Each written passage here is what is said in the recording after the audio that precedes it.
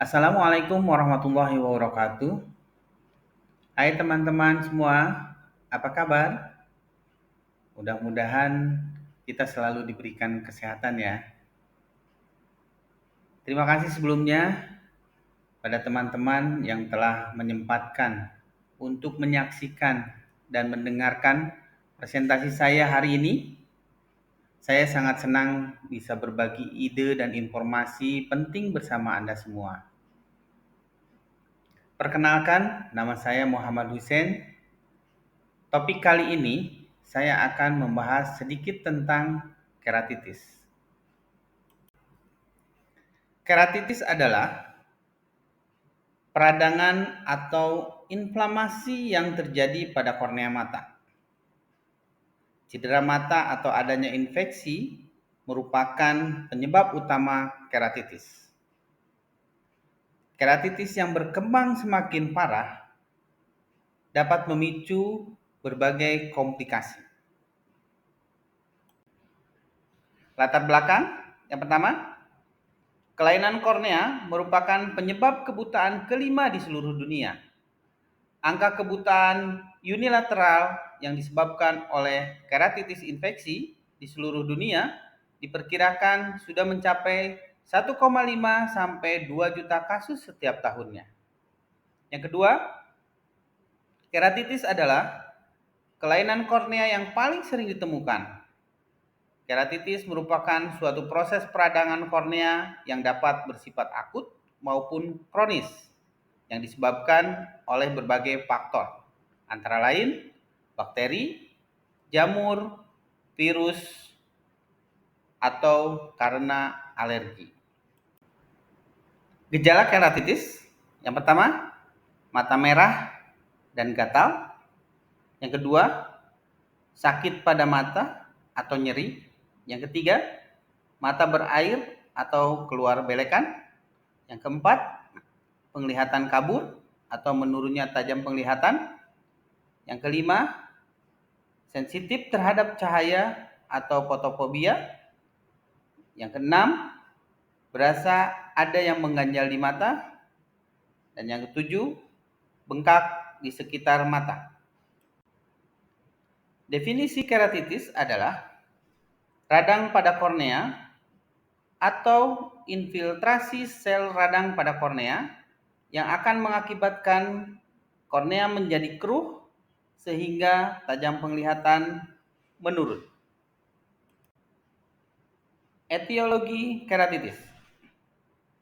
Keratitis dapat disebabkan oleh banyak faktor, yaitu bakteri, virus, jamur, mata kering, adanya benda asing, iritasi, sinar ultraviolet yang berlebihan, dan alergi. Klasifikasi keratitis.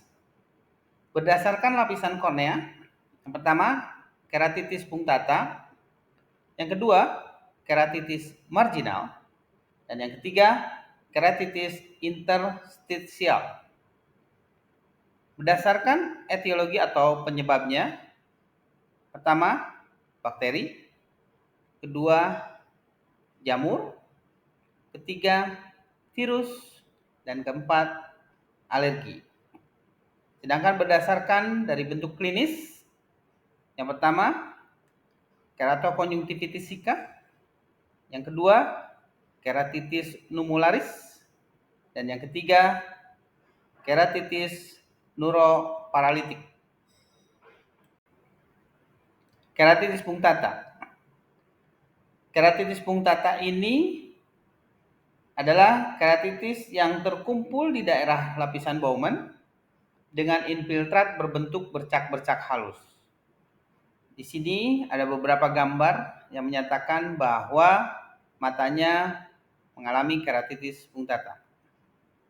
Kita bisa lihat pada bagian korneanya ada bercak-bercak halus, kita bisa lihat dengan slit lamp. Keratitis marginal. Keratitis marginal merupakan infiltrat yang tertimbun pada tepi kornea sejajar dengan limbus. Penyakit infeksi lokal konjungtiva dapat menyebabkan keratitis kataral atau keratitis marginal. Keratitis marginal kataral biasanya terdapat pada pasien setengah umur dengan adanya blefarokonjungtivitis. Ini ada contoh gambar yang mengalami keratitis marginal. Keratitis interstisial. Keratitis interstisial atau KI adalah kondisi serius di mana masuknya pembuluh darah ke dalam kornea dan dapat menyebabkan hilangnya transparansi kornea. KI dapat berlanjut juga menjadi kebutaan. Ini beberapa contoh gambar yang mengalami keratitis interstisial. Sifilis adalah penyebab paling sering dari KI menurut Health Central tahun 2009. Sehingga disebutkan juga oleh Majmunar tahun 2007 bahwa KI adalah sinonim dari penyakit sifilis. Patofisiologi. Patofisiologi keratitis berupa proses inflamasi pada kornea yang dapat terjadi karena proses infeksi maupun non-infeksi. Proses inflamasi ini akan menyebabkan destruksi stroma kornea, sehingga berakibat pada terjadinya gangguan penglihatan dan rasa nyeri pada pasien. Sel-sel di stroma kornea pertama-tama akan bekerja sebagai makrofag, baru kemudian terjadi dilatasi pembuluh darah yang ada pada limbus dan tampak sebagai injeksi pada kornea. Hal tersebut maka terjadilah infiltrasi dari sel-sel leukosit, sel-sel polimorfonukleer, sel plasma yang mengakibatkan timbulnya infiltrat. Sehingga tampak seperti bercak kelabu, keruh, dan permukaan kornea menjadi tidak licin. Kornea mata umumnya memiliki mekanisme pertahanan terhadap infeksi maupun trauma. Bagian epitelium pada kornea dapat menjadi pembatas yang efisien masuknya mikroorganisme ke dalam kornea.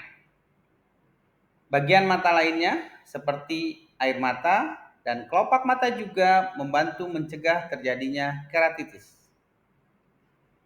Apabila mekanisme pertahanan dari kornea menurun, maka dapat meningkatkan risiko terjadinya keratitis. Penata laksanaan keratitis diberikan atas prinsip mengeliminasi agen penyebab, mengobati penyebab utama, mengurangi gejala, minimalisir terjadinya jaringan parut pada kornea, dan menjaga fungsi mata dari pemburukan. Hal ini dapat dilakukan dengan memberikan antibiotik atau antifungal atau antivirus, imunosupresan, serta terapi suportif. Perlu diperhatikan, keratitis yang tidak ditangani dengan tuntas dapat menyebabkan gangguan penglihatan permanen bahkan kebutaan. Edukasi. Pasien diedukasi bahwa keratitis adalah radang yang terjadi pada bagian kornea dan dapat disebabkan oleh infeksi, bakteri, virus, atau mikroorganisme lainnya. Keratitis juga dapat disebabkan oleh reaksi autoimun maupun hipersensitivitas. Pasien diedukasi gejala dari keratitis, yaitu mata merah disertai nyeri, fotofobia, penurunan tajam penglihatan, cairan pada mata, ataupun sensasi benda asing pada mata. Pasien diedukasi untuk mengenali tanda red flag pada mata merah yang disertai nyeri karena terdapat berbagai penyebab yang harus diterapi segera. Pasien juga perlu diingatkan untuk tidak menggunakan obat tetes mata tanpa resep dokter, seperti obat kortikosteroid untuk keratitis, dan bila mendapatkan obat, gunakan obat sesuai dengan instruksi dari dokter. Pasien juga diberitahukan bahwa penggunaan lensa kontak merupakan salah satu faktor resiko dari keratitis. Oleh karena itu, sangat penting untuk mengetahui pencegahan keratitis untuk penggunaannya. Upaya pencegahan dan pengendalian penyakit. Penyebaran informasi kepada masyarakat mengenai cara penggunaan dan perawatan lensa kontak yang benar dan cara cuci tangan yang baik dapat mencegah terjadinya keratitis yang berhubungan dengan lensa kontak dan keratitis virus. Edukasi terkait penggunaan lensa kontak adalah sebagai berikut. Pertama, cuci tangan sebelum menyentuh lensa kontak. Kedua, tidak menggunakan lensa kontak disposable melebihi batas waktu penggunaannya. Ketiga, jangan menggunakan lensa kontak saat terjadi keluhan pada mata. Keempat, gunakan cairan lensa kontak untuk mencegah kontaminasi. Kelima, menggunakan pengaman mata saat melakukan aktivitas berbahaya. Apabila sedang terkena herpes, hindari sentuhan mata setelah memegang lesi pada kulit. Dan yang terakhir, cuci tangan secara teratur. Ini beberapa buku dan jurnal referensi mengenai keratitis yang tadi saya sudah paparkan.